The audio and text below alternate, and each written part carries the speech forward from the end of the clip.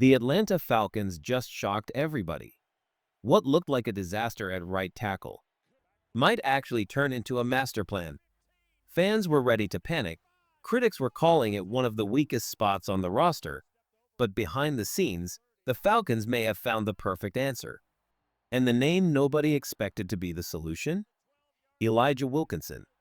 At first glance, the Falcons' plan at right tackle looked like a total mess. The front office didn't chase a flashy free agent. They didn't make a big splashy trade. Instead, they turned to Elijah Wilkinson, a veteran lineman who's been quietly grinding for years. And now, he's stepping into one of the most important roles on this offensive line. Why Wilkinson? Let's break it down. Number 1. Experience. Wilkinson isn't some rookie project. He started over 40 games in the NFL, and more than 20 of those have been at right tackle. That kind of time on the field matters. He's been through battles, he's faced elite pass rushers, and he knows how to adjust when things get ugly. Number 2. Trust. This coaching staff already knows him inside and out. Offensive line coach Dwayne Ledford has been working with Wilkinson for 3 years. He knows what his strengths are, he knows where he needs help, and he knows how to put him in the best position to succeed. That chemistry can't be faked. Number 3. Options, or really, the lack of them. Rookie Jack Nelson is still raw. Brandon Parker has struggled to stay healthy, and moving Matthew Bergeron to tackle would only weaken another spot on the line. Wilkinson might not be flashy, but he's the safest choice right now, and sometimes the safest choice is the smartest one. Now here's the part a lot of people are missing. Wilkinson isn't just a stopgap body filling in. He's a veteran with the toughness and mindset this offense needs. He's not going to dominate headlines, but he might quietly become one of the most important pieces keeping this team together. Falcons fans, be honest. Do you trust Elijah Wilkinson holding down the right side, or are you worried it's going to blow up later in the season? Rate your confidence in him from 1 to 10 in the comments below. Here's what people don't realize about Elijah Wilkinson. He's already proven he can play at this level. Go back to 2019 in Denver. The guy logged over 800 snaps at right tackle. His grades weren't elite, but they were solid starter numbers, steady, reliable, and better than most fans give him credit for. Fast forward to 2020 with the Bears.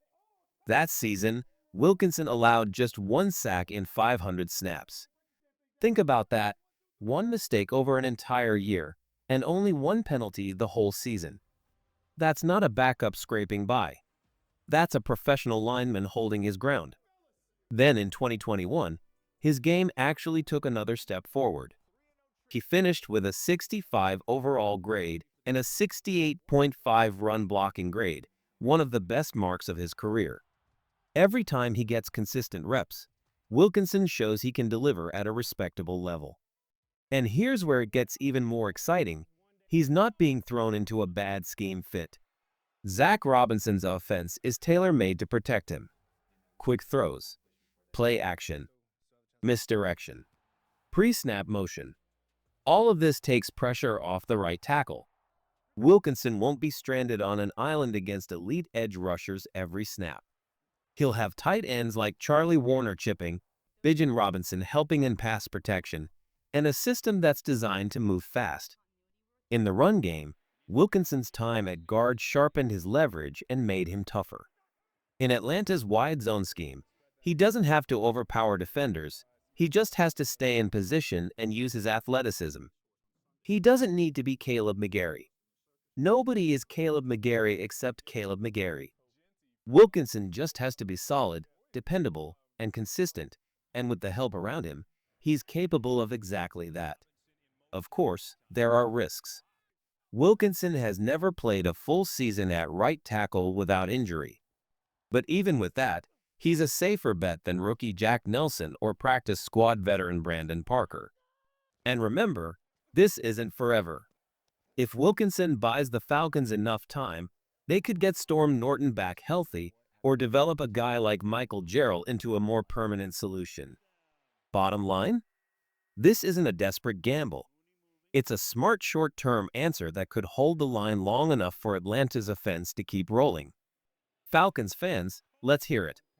Do you think Elijah Wilkinson can hold up in Zach Robinson's offense, or will injuries and pressure eventually catch up to him? Drop your take in the comments and let's debate it.